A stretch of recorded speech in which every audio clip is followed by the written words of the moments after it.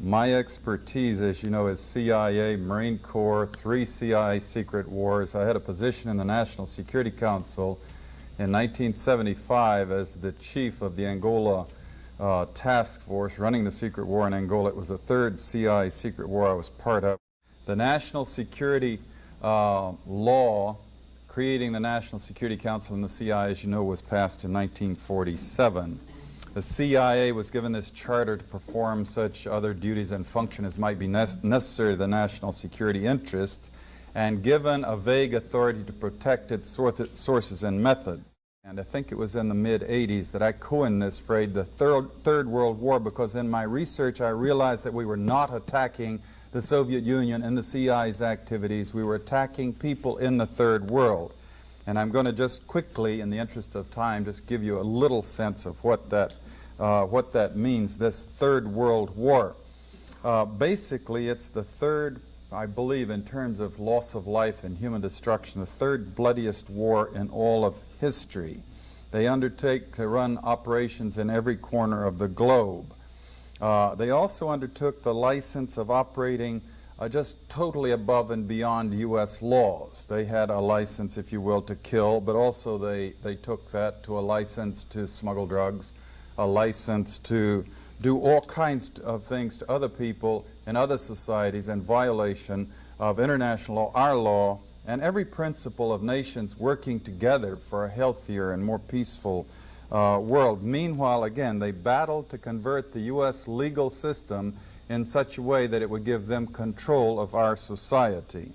Now, we have massive documentation of what they call the secret wars of the CIA. We don't have to guess or speculate. We had the Church Committee investigate them in 1975, gave us our first really in-depth, powerful look inside this structure. Senator Church said in the 14 years before he did his investigation that he found they had run 900 major operations and 3,000 minor operations. And if you extrapolate that over the whole period of the 40-odd years that we've had a CIA, you come up with 3,000 major operations and over 10,000 minor operations. Every one of them illegal, every one of them disruptive of the lives and societies of other peoples, and many of them bloody and gory beyond comprehension almost. Extensively, we manipulated and organized the overthrow of functioning constitutional democracies in other countries.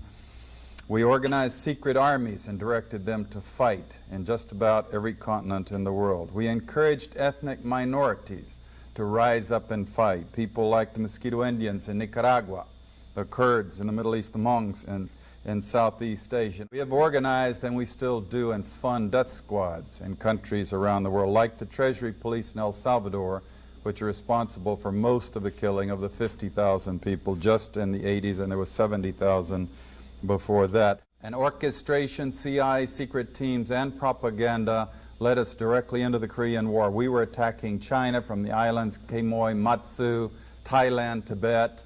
A lot of drug trafficking involved in this, by the way, until eventually we convinced ourselves to fight the Chinese in Korea, and we had the Korean War, and 1 million people were killed. Same thing for the Vietnam War, and we have extensive documentation of how the CIA was involved at every level, or the national security complex, because it's a very cooperative thing, into manipulating the nation into the Vietnam War.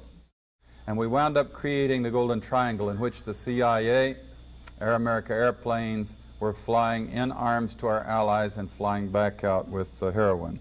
We launched the largest, this is something that Jimmy Carter did, Admiral Turner brags about it, the operation in Afghanistan. Biggest single operation, I'm told, in the history of the CIA's secret wars. And sure enough, very quickly we produced the Golden Crescent, which is still the largest source of heroin perhaps in the world today. Trying to summarize this Third World War that the CIA, the U.S. national security complex with the military all interwoven in it in many different ways, has been waging. Let me just put it this way. The best heads that I coordinate with studying this thing, we count at least minimum figure 6 million people who've been killed in this long 40-year war that we've waged against the people of the Third World. These are not Soviets. We have not been parachuting teams into the Soviet Union to kill and hurt and maim people, especially not since 1954 when they developed actually a capability of dropping atomic weapons on the United States.